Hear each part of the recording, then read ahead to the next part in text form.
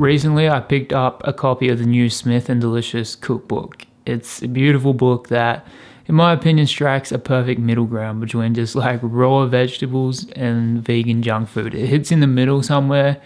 There's some just real good classic comfort food style recipes in this book.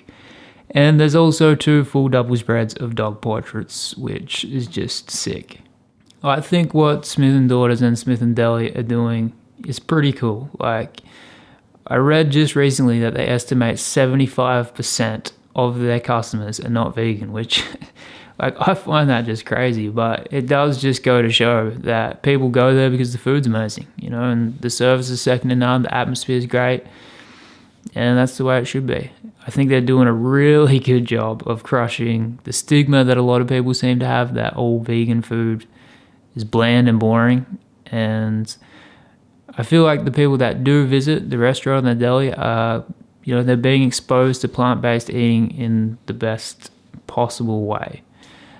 The whole thing is it's just food that happens to be vegan. I think that's the right way to go about it. So, yeah, the new book came out recently. I was super keen to grab it. I've been cooking out of it a bunch, and I thought it'd be cool to do a video and make a few recipes that I haven't tried yet.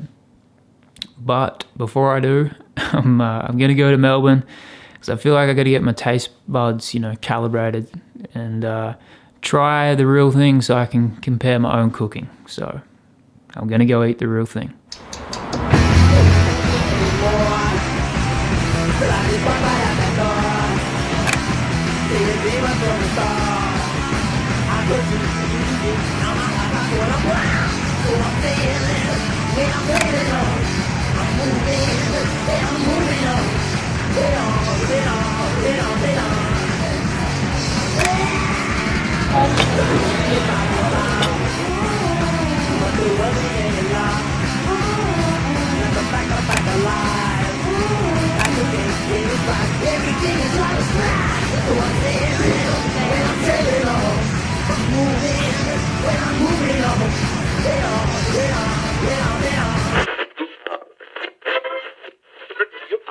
When you really like a restaurant, so you keep going back, but often it just kind of seems like it's never as good as the first time. Smith and Daughters, always good. I think I'm going to be doing seriously well if I can make anything remotely close to how good that meal was. It was insane. We also visited the deli. That was seriously on point as well, but I'm going to get into it now. Start with a classic. I'm going to make some lasagna. I've made like quite a few vegan lasagnas before, but often they'll use like sweet potato or eggplant in place of pasta, and they're nothing like a real lasagna really. So this one, you make basically like a traditional lasagna. You're going to make a ragu and a bechamel. So I got to get some stuff first because I don't have vegan cheese and I don't have plant-based mince. So I'm going to go find that, which should be interesting. So I got the Funky Fields plant-based mince, and the reason I got that one is because I follow Shannon Martinez on Instagram, who's the chef at Smith and Daughters.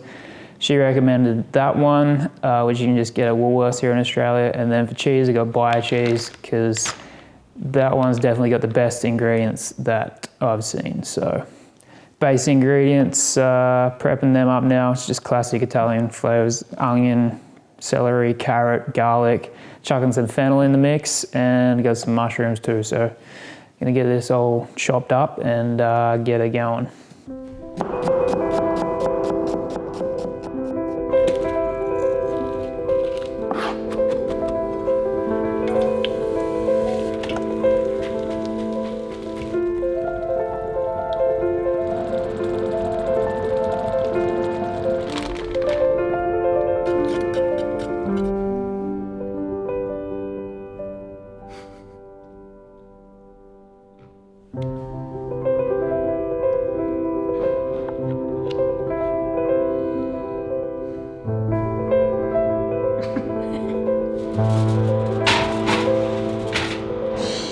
Righto, she is done, just smacked it in the oven. I think it's going to turn out pretty bloody on point if I do say so myself.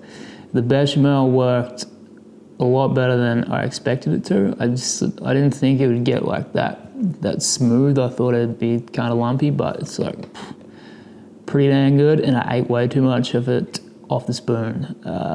So yeah, I'm excited to see how the end result comes out. Garfield.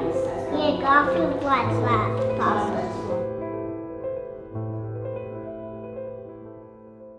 The lasagna turned out stupidly good. It was everything you want lasagna to be, just super cheesy and dope. I ate it with my family last night. There was definitely none left.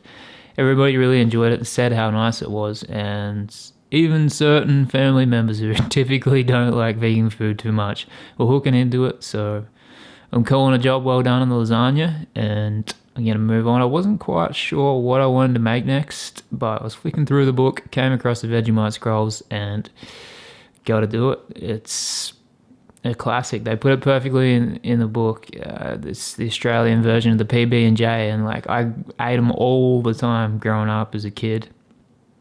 And yeah, Vegemite cheese is just like the classic combo, and I haven't had it for a long time. So yeah, I also thought it'd be interesting because I know a lot of you guys watch my channel from overseas, so you've probably never seen or heard of a Vegemite scroll. But I could screw this up because I don't really bake, and as soon as there's a dough involved in a recipe, I really don't feel like I know what I'm doing. But I really hope that these work out.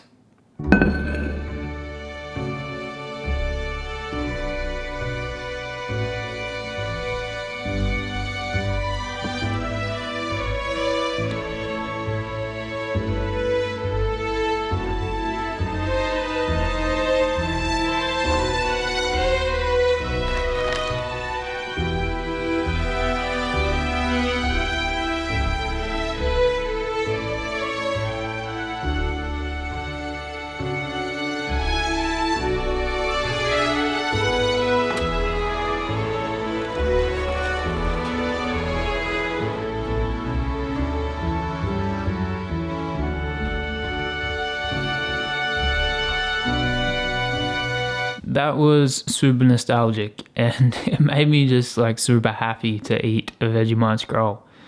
It's been a while. I thought for sure I was gonna screw the dough up, but it all worked out. It reminded me of being a kid, and it was awesome. Vegemite and cheese is just like so dope. Yeah. I will say the only thing is I probably went like a little hot on the Vegemite. To my preference, it's like some people like more or less. I've always been a real thin spread kind of guy. But yeah, basically the book has paid for itself with that recipe for me. It's so good. And I thought I would do one more, and I was thinking of doing like a cleaner, one of the more sort of cleaner vegetable-based recipes in the book. There's a lot of salads, some really nice soups that I've already made, and other mains, but then I thought I might make chocolate brownies, so I'm making chocolate brownies.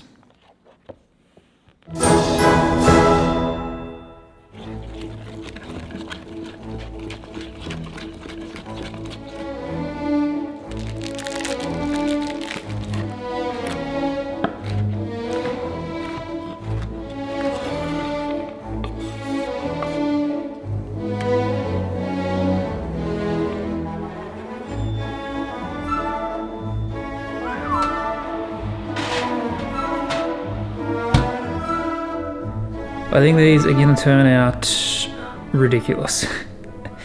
The veggie bar was not part of the recipe, but in the beginning of the book they say to just, use the recipes as a guide, mix it up, make it your own, and that's the way you should use all recipes, I think. It's just sort of like a starting point, a foundation.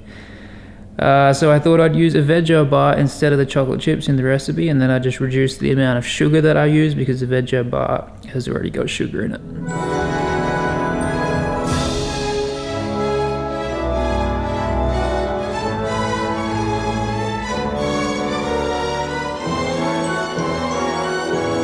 Very legit. The brownies, they're pretty good.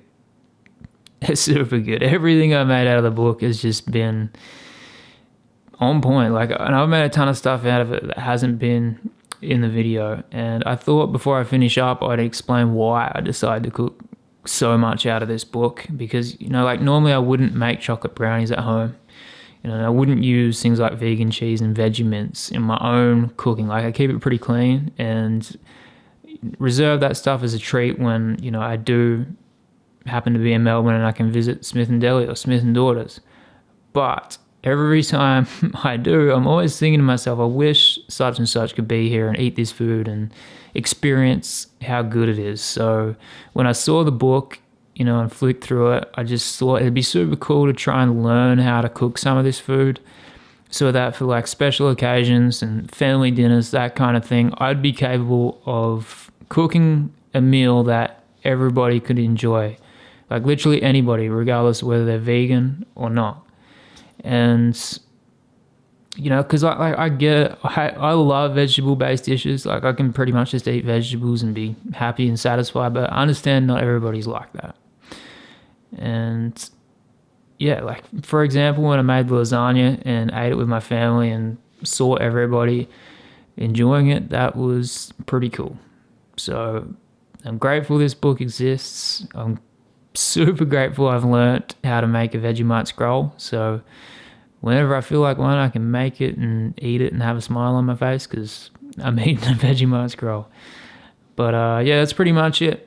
Let me know if you enjoyed this kind of video. I have got the Mississippi Vegan cookbook sitting there, which I'm keen to get stuck into, so I could make another one for that if you guys dig it. And yeah, that's it. Thanks for watching. Catch you next time. Peace.